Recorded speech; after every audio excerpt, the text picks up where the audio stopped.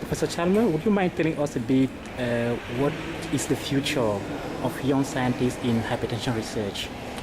Hello, Andre Pascal. Yes, well, young scientists are the future. It's not just what is the future for them, they are the future of hypertension research and of the International Society and of hypertension meetings around the world. Without them, we die. So they are the most important element of maintaining a strong effort in hypertension research, attracting the best, brightest, keenest, most enthusiastic researchers to our field and giving them all the support we can, because without them, we're a dying breed.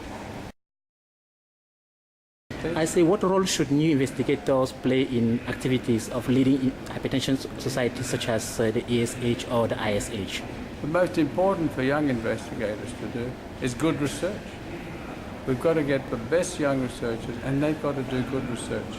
And we hope, having done it, bring it to the ISH, bring it to the ESH, bring it to American, European, Asian, Latin American meetings around the world, and hopefully back then to our own international meetings.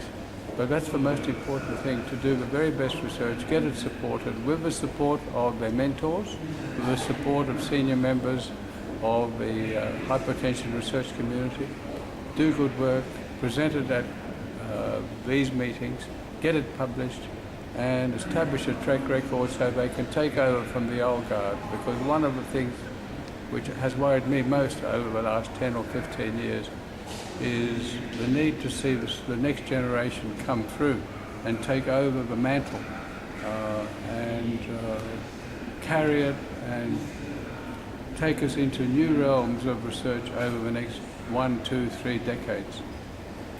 So what do you think of any new rising stars of hypertension research? I wouldn't single out any new rising stars, but what I could say is that a lot of the most interesting and exciting stuff which is presented at meetings like this and published usually has a first author or second author, first or second author, who's a young rising star.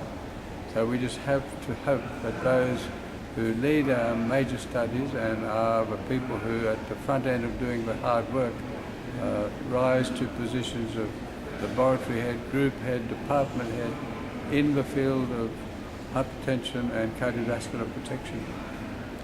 And in your opinion, how should hypertension societies support young scientists? I think societies will support them in every conceivable way that they can afford.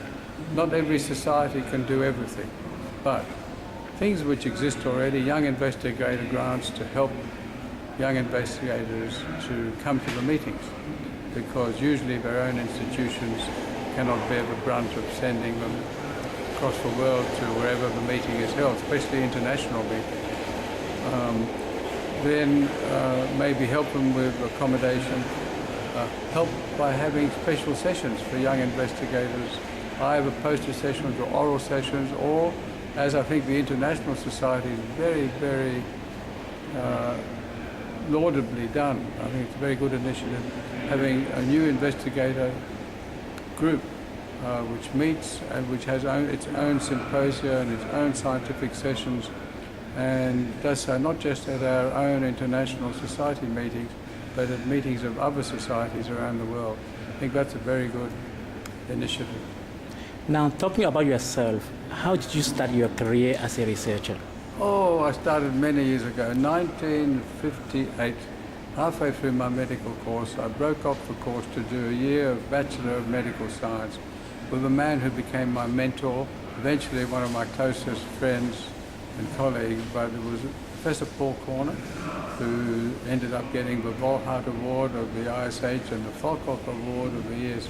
He was a wonderful scientist, and it was in basic cardiovascular physiology, working in experimental rats, at that stage experimental rabbits, doing hypoxia work, very fundamental. From there I went on to neurotransmitters in the brain at MIT in Boston, and then I took off in basic neuroscience, and took a long time before getting to large-scale trials where I am now. But Paul Corner my mentor, was one of the biggest and most important influences in my scientific life. Let's now talk about research at the ISH. What are your impressions of the research here at ISH? I think it's very good. Unfortunately, I can only comment on one track, one set of tracks, for clinical tracks, because that's what I'm now doing.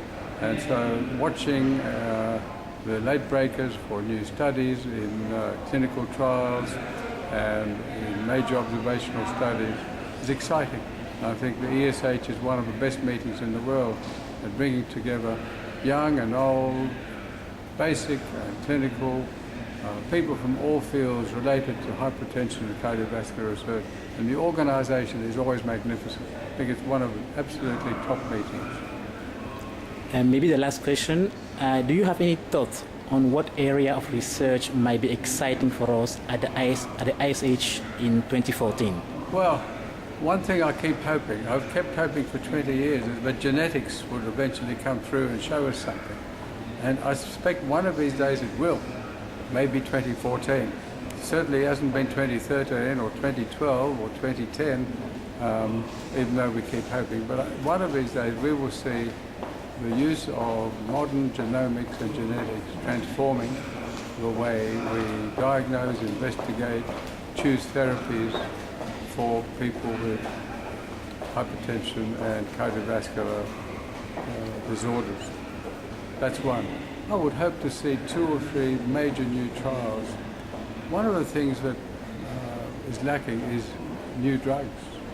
I can't see any on the horizon, I'm not aware of any, but new classes of drugs will transform the field of hypertension.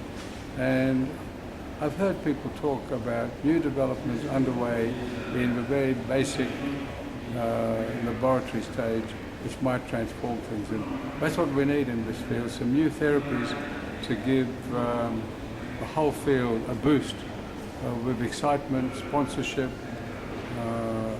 new benefits, which at this stage not yet dreamt of. Thank you so much, Professor Chalmers.